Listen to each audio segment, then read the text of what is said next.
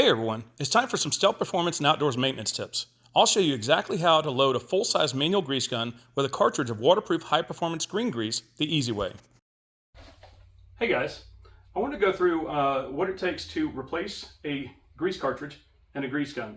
This right here is something that's pretty basic, but if you don't know what you're doing, what you can end up having a problem with is that it may not bleed out the air, and then it won't really be doing anything.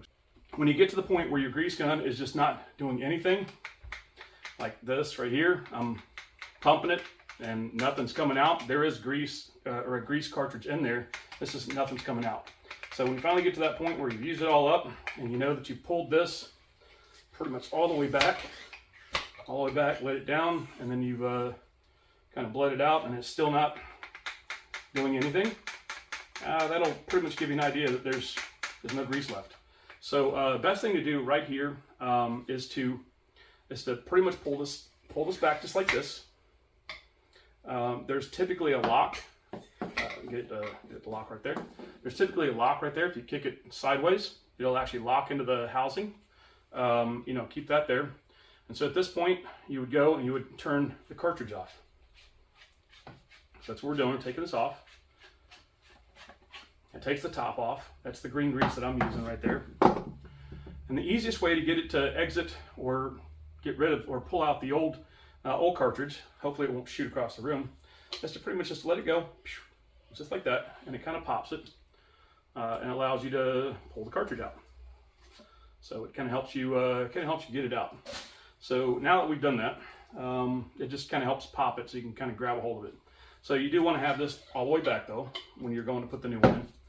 Okay, so this is in the pretty much locked position right there. So the next thing you do when you're ready, grab the grease cartridge you plan on using. This one is my favorite grease. I typically use this waterproof green grease on all jet ski and boat trailer bearings, and also jet ski midshaft bearings, among other things. I used to use this red grease on applications like car and utility trailer tapered roller bearings, and it works well for that. But after using the green grease I use now, I really just haven't gone back to it. This is the green grease I use. It even says specifically on the tube, it's the best grease money can buy. I can pretty much agree to that because it's the best grease I found for marine applications. The consistency of the grease is fluid-like, but it is thick enough and sticky enough to adhere to bearing surfaces, and when it gets warm, it moves freely, just what you need for the marine environment. These are the three greases I keep on hand at all times. The red grease I use for car and utility trailer roller bearings. The Bellray waterproof grease I use for lubing jet ski cables and other moving parts. The green grease I use for pretty much everything else. Now let's get back to loading this grease gun. All right, we're going to get right to it. Okay, so you just take the cap off. This is the end that doesn't have the metal ring or the metal lock part right here. This is actually it's kind of like opening a tin can. So it has a metal section right here. You kind of want it to be as straight as it can be, but all you want to do is this part right here is what's open that goes inside. This is the part that's going to be sticking out at the very end.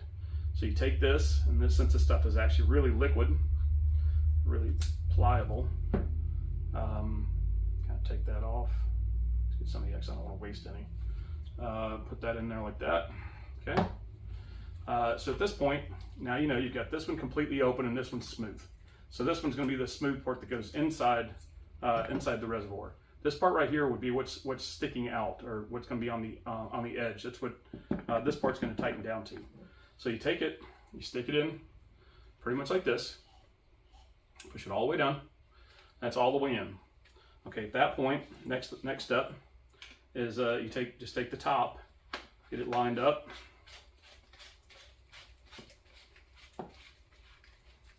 Put it on just like that. Okay. And your next step right here is you're going to want to pull this part, let it go, because that's going to put pressure on the contents inside the tube. Okay. It's at this point, this one right here actually has a bleeder built onto it. If you don't have a bleeder built on right here, what you can do is you can actually just kind of crack the top a little bit, and then pretty much just kind of just let it kind of bleed out. But this right here already has its own, so I don't really need to do that. And so you just kind of push it and kind of just give the lever or the push part just a little help, and just kind of push it all the way up. Okay, so that's going to end up, bleeding out the air in the system. You want to get the grease all the way to the top where it's going to be able to draw from the thick part of the grease. Okay, and so the next step, when you're ready, you start pumping it, and I can already feel the resistance. It's already about to go. So at that point, it's already filling the line. I can feel it fill in line really, and there you go. And there's the grease already coming out. So as long as you bleed it properly, like I said, if you don't have a bleeder, built into the top of yours, you can crack the top just like this, just kind of spin it. And that way it'll allow the air to kind of push out, and kind of push this just like that. And then you just kind of lock it back down.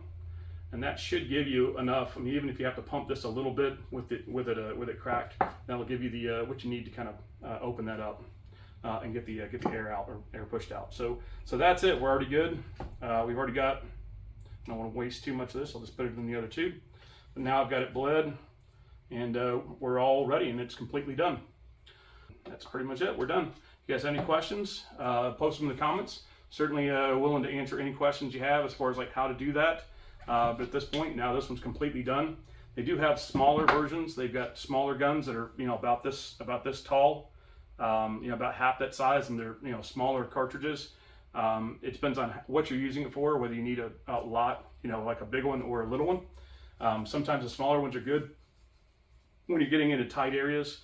They also have 90 degree angle fittings just like this that you can actually kind of crack and then just kind of turn it, and it'll be like 90 degrees. Those are very helpful, if you're getting into tight areas. Now we've completed putting in a new cartridge and bled out the air to get the grease flowing properly. And after following the steps I showed, you can do this yourself anytime.